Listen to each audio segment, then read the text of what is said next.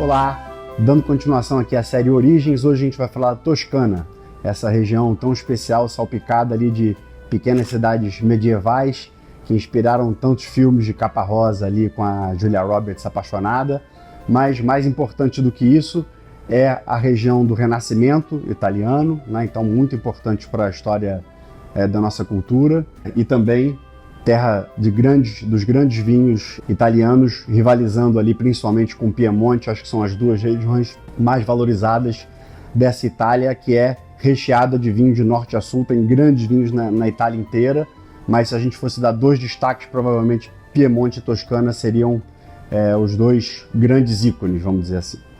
A Itália é uma terra mais de tintos do que de branco, na Toscana não é diferente. Então vamos começar falando aqui um pouquinho sobre as denominações de origens principais da Toscana e descobrir como justamente esse sistema de denominação de origem, que é tão importante na Europa, a quebra dele foi justamente o que trouxe talvez o maior diferencial da Toscana dentro desse cenário de produção de vinho europeu. Bom, começando pelo que tem de mais tradicional, a gente tem aqui o Brunello de Montalcino, acompanhando ele o Chianti. São as duas denominações de origem mais famosas e muito tradicionais da Toscana. O vinho Noble de Montepulciano, talvez por ter uma produção menor, é menos falado, mas poderia ser um terceiro elemento ali para entrar nessa disputa ali, ser também um símbolo regional. Montepulciano é uma pequena cidade murada, assim como Montalcino, e o Chianti está num campo mais aberto, ligado tanto às cidades de Siena quanto à cidade de Florença, né, o berço do Renascimento. Então, vou começar aqui com uma lenda que envolve essas duas cidades. Quando o vinho Chianti nasceu, ele estava mais ligado a Florença do que a Siena. Hoje é um pouco diferente. Mas então tem essa lenda do galo Nero, né, do galo preto, que é o grande símbolo de Chianti, e ela se dá numa época medieval, onde Florença e Siena disputavam território. Isso acontecia o tempo todo, com guerra, morte, espadada, e para evitar mais um confronto, para delimitar esse limite entre as duas cidades, reza a lenda que eles fizeram um acordo, né, para evitar mais guerra e mais derramamento de sangue. E aí se chegou à conclusão que dois cavaleiros iam sair cavalgando, um de Siena, um de Florença, um na direção do outro, e onde eles se encontrassem seria o novo limite geográfico entre os dois domínios. E aí o cavaleiro que andasse mais rápido, portanto, ia conseguir mais terra para o domínio da sua cidade. Acontece que em Siena escolheram um galo branco super pomposo, assim, que refletisse assim, a riqueza e os costumes sofisticados daquele feudo, e os fiorentinos, muito espertos, escolheram um galo preto, magrinho, deixaram o bichinho sem comida 3 dias para fazer ele acordar mais cedo e, com fome, fazer o cavaleiro fiorentino ganhar espaço. E aí o consórcio do galo Nero hoje, alguns Chiantis têm, principalmente aqui nessa região do Gargalo, um galinho preto, em menção justamente a essa lenda, que hoje até faz um pouco menos de sentido, já que Siena domina, né, uma boa região, por exemplo, de Chianti clássico, que é uma das denominações de origem mais importantes de Chianti, mas ficou essa lenda bonitinha aí do galo Nero como um símbolo. Para fazer parte do consórcio galo Nero, o produtor tem que ter atenção especial à qualidade, né? Para ser um Chianti, você precisa ser, por exemplo, no mínimo 70% Sangiovese. A gente já sabe como é que funcionam as denominações de origem, né? São regras que procuram trazer tanto tipicidade, né? Então você prova vários Chiantis e todos eles têm mais ou menos o mesmo perfil de aroma, o mesmo perfil de sabor, porque são feitos mais ou menos da mesma forma, mais ou menos na mesma região, mais ou menos com as mesmas uvas. Mais ou menos tudo isso porque você tem algumas flexibilidades ali, mas grosso modo você está atendendo todos esses parâmetros, e isso dá uma tipicidade. Os vinhos têm mais ou menos o mesmo estilo. E também para dar um padrão mínimo de qualidade. Então, se o nome é Chianti, você sabe que não vai ser um vinho de 90 centavos de euro, feito da forma mais industrial e econômica possível. Você tem um padrão mínimo de qualidade. E aí a ideia do consórcio do galo Nero é aumentar um pouquinho esse padrão. Então, se além do Chianti ele é membro do galo Nero, a tendência é que a exigência de qualidade em cima desse vinho seja ainda um pouquinho maior. Chianti clássico, não é exatamente um upgrade em cima do Gallo Nero, porque são meio que instituições diferentes ali se manifestando, mas um Chianti clássico tende a ser ainda um vinho um pouco superior. O que é um Chianti clássico? A região em algum momento ela se expandiu e mais territórios puderam produzir vinho com a denominação de origem Chianti, e a região primeira é a chamada região clássica. Então essa região é mais valorizada, em tese mais bem localizada geograficamente. Agora o aquecimento global vem para embaralhar as coisas aí, mas pelo menos até hoje Chianti clássico é considerado uma região superior, e essas coisas também se retroalimentam. Uma vez que você está na região mais clássica, em tese mais privilegiada, os produtores acabam se esmerando mais para produzir um vinho melhor ali e botar valor em cima daquilo que já tem valor, que é uma denominação de origem teoricamente mais nobre. Chianti clássico é melhor do que Chianti genérico, vamos dizer assim. E em cima do Chianti clássico a gente ainda tem mais uma, que é o Chianti clássico Riserva. E aí você tem uma coisa mais objetiva, você tem a mesma instituição se manifestando. Para ser um Chianti clássico Riserva, você vai ter mais tempo de envelhecimento, mais contato com barrica, um limite de produção mais baixo. Então você aperta todas as regras de produção para fazer um vinho melhor. O Chianti clássico é, portanto, um vinho teoricamente melhor do que o Chianti clássico Riserva, é teoricamente, então, melhor que o Chianti clássico simplesmente. Então, Chianti Gallo Nero, que é uma coisa um pouquinho por fora. Chianti clássico Riserva, você tem toda a família Chianti aí. Agora, é sempre bom lembrar que por trás de todas essas regras, né, que gerem as denominações de origem, você tem uma outra informação tão importante quanto, que é o nome do produtor, né? Então, se você tem um produtor espetacular, fora de série, o Chianti básico dele pode ser melhor do que o Chianti clássico Riserva de um produtor que se esmera um pouco menos. Então, essas regras ajudam, mas como tudo no mundo do vinho, nada escrito em pedra.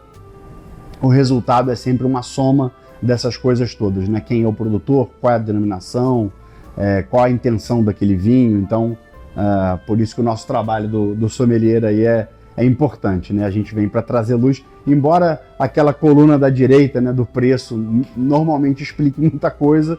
É claro que tem algumas oportunidades e vinhos de melhor relação qualidade-preço, e aí que entra o trabalho do sommelier. Bom, o outro vinho que está junto do Chianti ali, como um vinho muito importante, como a gente já falou, é o Brunello. Brunello, então, ligado à cidade de Montalcino. Para ser um Brunello, as uvas têm que vir ali do entorno dessa pequena cidadezinha murada, né, desse antigo feudo, e ali a gente está falando de um 100% Sangiovese, com mais tempo de barrica. Então o Brunello ele parte de um nível de qualidade mínimo mais alto do que o Chianti, né? Toda vez que a gente tem um Brunello, a gente já tem um vinho mais pretensioso, mais sofisticado, mais concentrado, quase que mais tudo do que o Chianti básico. Então, um dos meus vinhos preferidos é um Chianti. Não vou revelar aqui o nome do produtor, vou deixar escondido. Os melhores Chiantis, eles podem atingir níveis de qualidade de Brunello, níveis de qualidade dos melhores vinhos do mundo.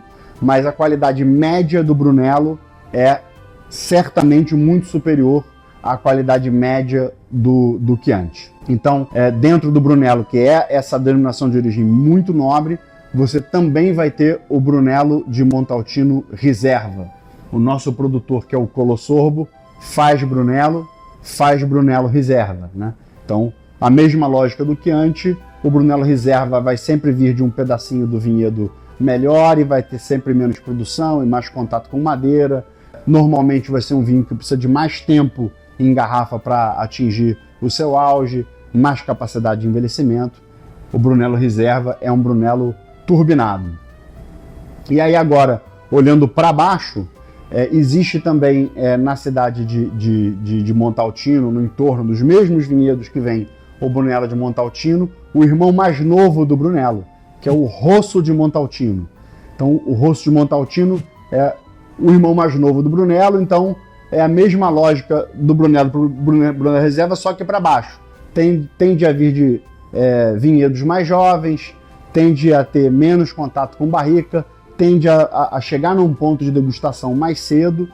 Não é de forma nenhuma um vinho para a gente... poxa, o Rosso de Montalcino é inferior ao Brunello. Sim, mas acima de tudo, ele tem uma proposta diferente do Brunello, né? Um Brunello de Montalcino custa hoje aí 500, 600 reais a garrafa.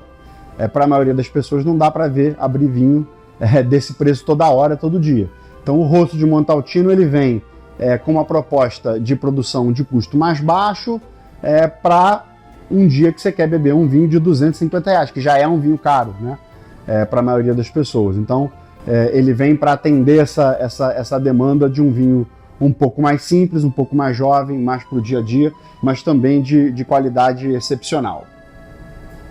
Eu tinha dado um spoiler para vocês de que além das denominações tradicionais, existe também um furo, né, e uma quebra de regra dentro das denominações de origem, e a partir daí surgiram os vinhos super toscanos. Então, o que é o super toscano? Esse vinho foi criado pela Tenuta Sanguido, né, que lançou um vinho na época revolucionário, que abre mão da denominação de origem, que era uma coisa, em princípio, toda vez que você abria a mão da denominação de origem, você abria para fazer um vinho pior, e no caso do vinho super toscano, ao contrário, você abre mão da denominação para fazer um vinho melhor. Então vamos contar essa história para vocês. Então talvez numa época em que os vinhos tradicionais italianos estavam um pouco desvalorizados, porque é fácil vender vinho italiano, né? Todo lugar do mundo tem restaurante italiano, todo restaurante italiano tem demanda por vinho do país, e aí em algum momento muitos produtores começaram a se descuidar da qualidade porque estava fácil vender. E o Chianti, ao invés de ser um vinho que a pessoa olhava e falava, nossa, um Chianti, que bacana, começou talvez a criar um certo temor do consumidor em relação à qualidade daquele vinho. E aí provavelmente foi isso que incentivou a Tenuta Sanguido a criar o Sassicaia, um vinho feito na Toscana, que não é nem Brunello, nem Chianti, nem Nobile, nem Montepulciano. Foi o chamado na época vinho fora da lei, ele não tinha uma denominação de origem. Para ser mais ousado ainda, a Tenuta Sanguido usou uvas francesas, então o Sassicaia é feito principalmente de Cabernet Sauvignon e Cabernet Franc. E isso foi muito revolucionário, né? Porque, de novo, toda vez que alguém pensava em abrir mão da denominação de origem, é porque não queria atender aqueles critérios para fazer um vinho mais barato, de qualidade inferior. Foi a primeira vez que alguém falou, não, eu vou abrir mão da denominação de origem e vou tentar fazer o melhor vinho da minha região. E aí um jornalista americano disse, esse não é um vinho toscano, esse é um super toscano. E assim nasceu essa categoria de vinho. Logo depois veio o Tianello, Ornellaia, a gente importa da Porto Divino o Cancellaia, que tem Trebbieri do Gambero Rosso, um vinho premiado pelo principal guia de vinhos da Itália, e tem vários outros ótimos super toscanos hoje disponíveis no mercado. Essa tradição começou ali mais ou menos na década de 60. Então a casa desses vinhos nasceu ali em Bolgheri, que está tanto Chianti quanto Brunello de Montalcino são feitos mais para o interior da Toscana. Bolgheri está ali na beira do mar, então são vinhos mais marinos ali, tem mais influência do mar, e feitos sempre com uva francesa. Então os super toscanos, os vinhos fora da lei, muito valorizados, vinhos normalmente de preço muito alto e também de qualidade superior, complementam ali essa tríade, né? Vamos fazer emergir esse estilo aí para acompanhar os Chianti e os Brunello de Montalcino como os vinhos mais importantes da Toscana. Então, provem vinho toscano, vão à Toscana se puderem, o lugar é maravilhoso, os vinhos são maravilhosos, e até a próxima região.